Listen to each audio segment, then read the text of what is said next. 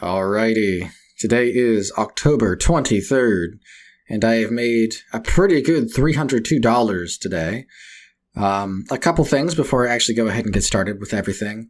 I was talking with some people, and the way I'm planning on scaling up this account, because I could be very aggressive, right? I have the ability to trade a lot more aggressively now, but I'm trying to remain in that threshold where I try to gain 0.5% of the account per day, or at least that's the target. That's a pretty aggressive growth rate for sure, but with a small account especially, I think it's very possible, because small caps you can do quite a lot with small size. So I did 800 last week to 800 shares. This week I'm doing 900. Then I'm going to go to 1,000, and then I'll start increasing by increments of 200. So then I'll do 1,200, 1,400, 1,600, and so on. So right now I'm doing 900 share increments.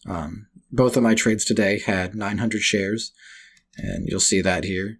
But just wanted to throw it out there that that's kind of my plan going forward for like the next few weeks, maybe the next few months even. But yeah, with that said, let's go ahead and get started. Now, I took two trades. I took one trade on HARP for a $149 winner, and I took one trade on TPST for a $153 winner. And if I can just go ahead and go over to the opening prep here.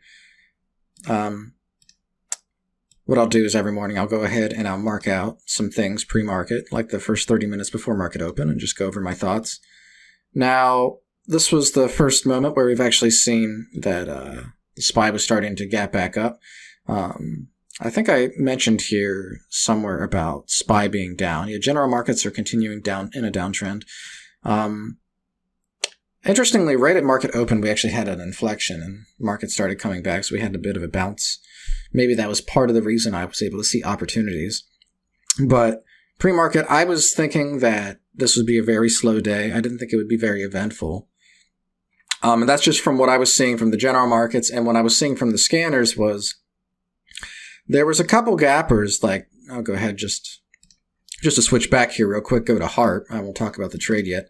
But HARP gapped up pre-market, went from 680s up to 1290, and then it sold pre-market. It gave it all back right up to morning opening bound. It was almost completely flat, and that was the leading gapper. And if this is the most impressive thing you have to look at, it's like, is there really going to be opportunity today? That's what I was thinking anyway.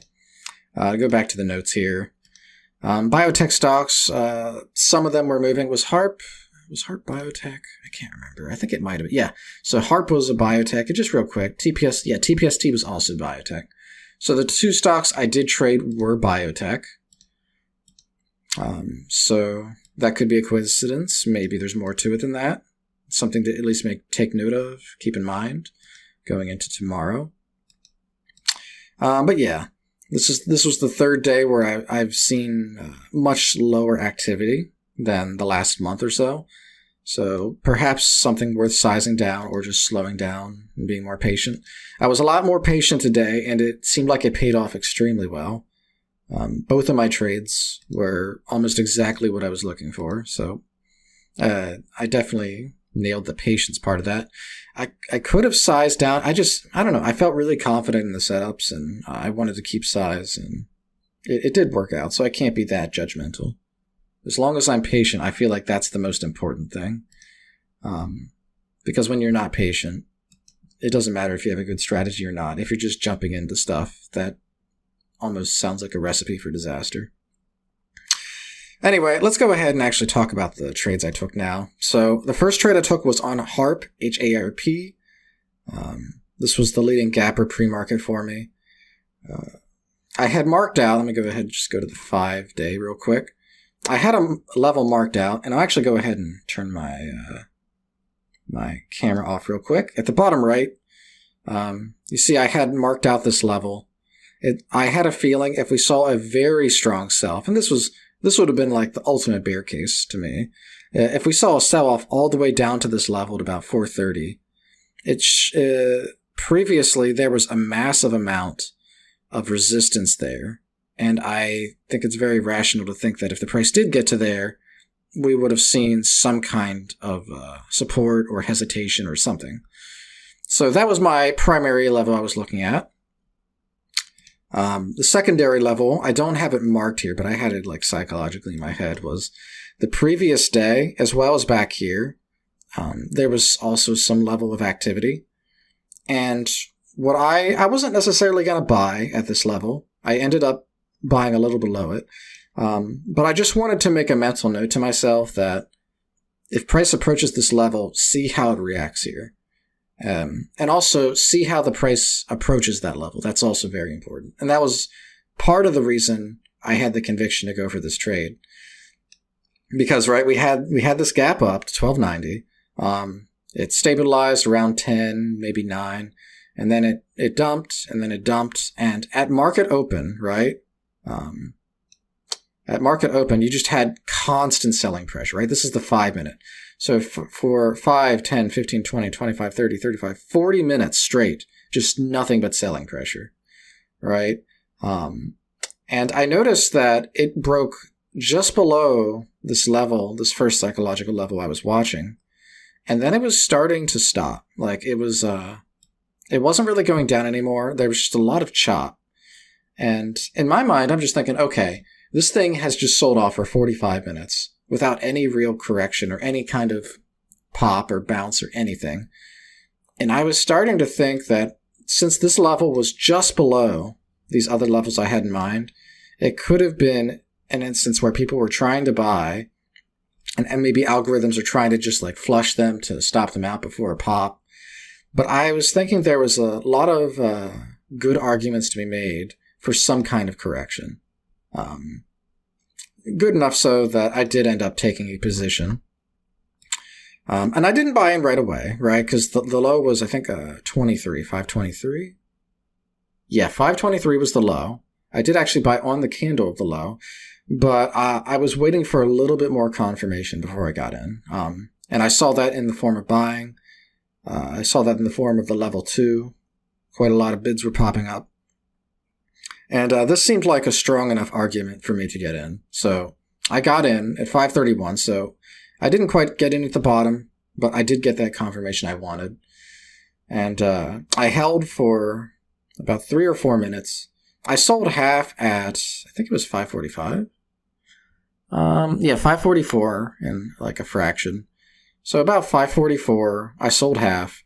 And my thinking was, again, to go back to the 5 minute, this was majorly oversold. I don't even have the RSI, but I know this is oversold.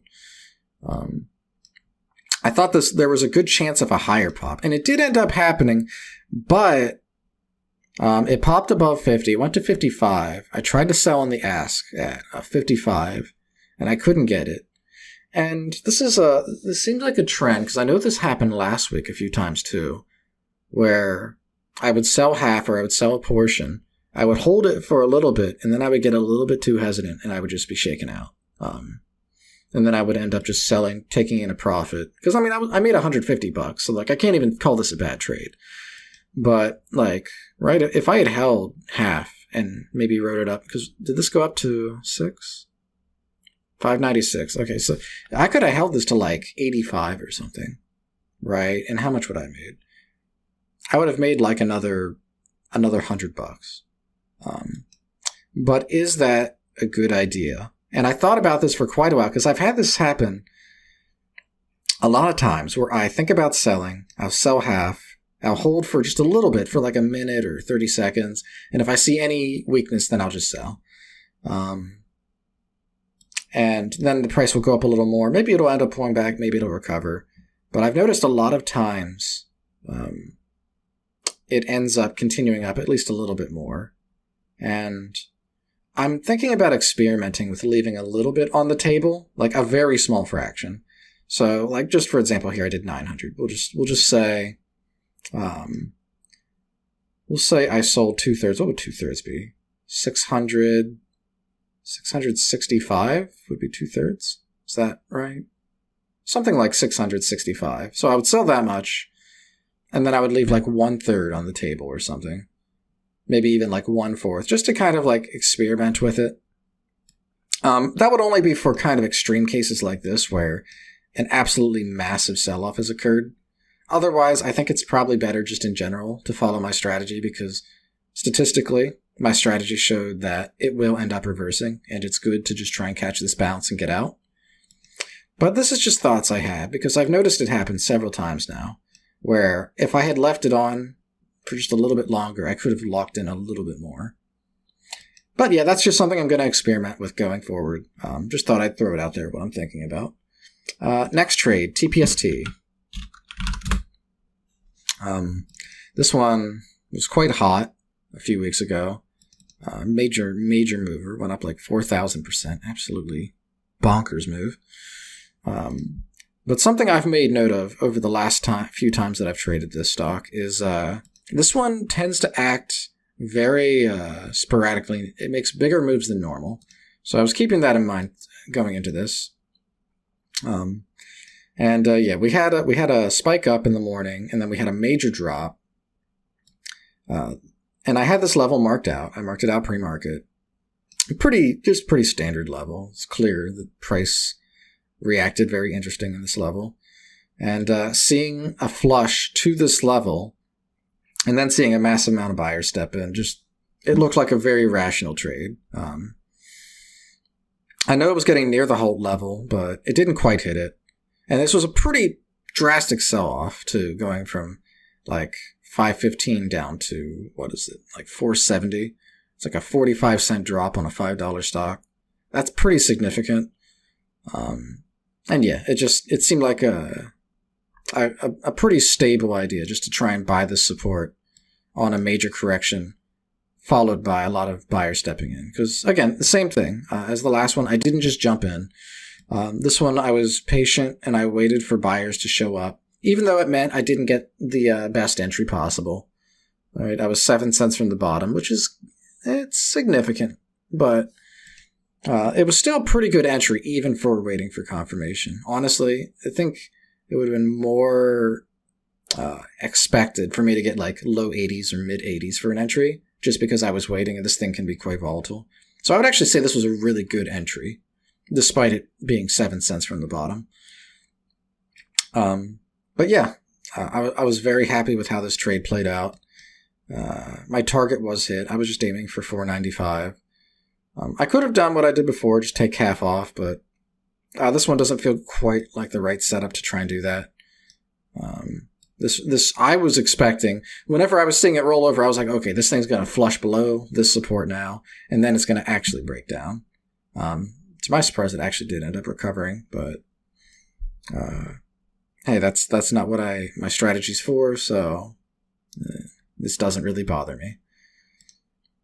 But yeah, with that said, that basically wraps up my two trades. I was watching a couple other stocks real quick. I want to pull up INVO. I was watching this one. I really, really wanted to trade this one because this one was moving so crazy.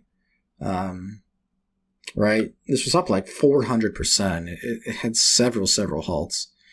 But I knew because how much this was extended and how volatile it was. Like there's only like 2 million shares for it too.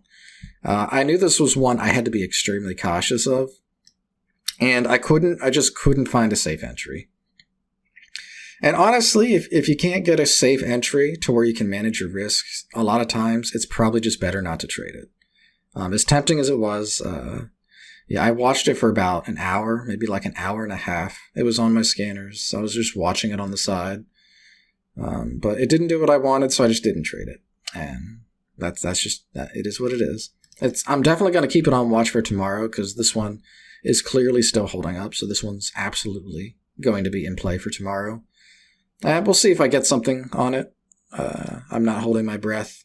But yeah, that pretty much wraps up, I think, what I have to go over for today. It was a really great day. I was really happy with how it turned out. And I just want to give a quick shout out to anyone who's maybe new to trading or trying to reach that profitable threshold. I've been trading for 7 months now on a live account. I've been profitable every single month. And I'm trying to, on the daily, go over my trades and kind of break down my risk management process and my thinking process behind all of my trades. So I think I can provide a lot of value to someone who's maybe new or trying to see some more consistency in their trading. And if you would try to improve in these kind of aspects, I would highly recommend you maybe consider subscribing. I think I can help you get a lot of value, and you can see a lot of good examples like what I had today with some of these, even just like notch. And that's another thing too. The seen versus the unseen. I haven't talked about this much. And you can kind of see it more today, right? Because I took 2 trades. But I didn't attempt to take 2 trades. I've probably attempted maybe to take about 20 trades. And the reality is that when I say attempted to, I'm saying I see something that might work and I'm like watching it, waiting for my setup to happen. And if the setup doesn't happen, you just don't trade it. And that's just how it has to be, because that's the only way to give yourself the highest probability of taking a good trade, is you only take trades whenever things seem to line up as best as possible with your strategy or your setup. But anyway, I think I'm kind of rambling now. If you find content like this useful and you want to see more consistency, maybe consider subscribing. But that's it for me, and I will be back tomorrow.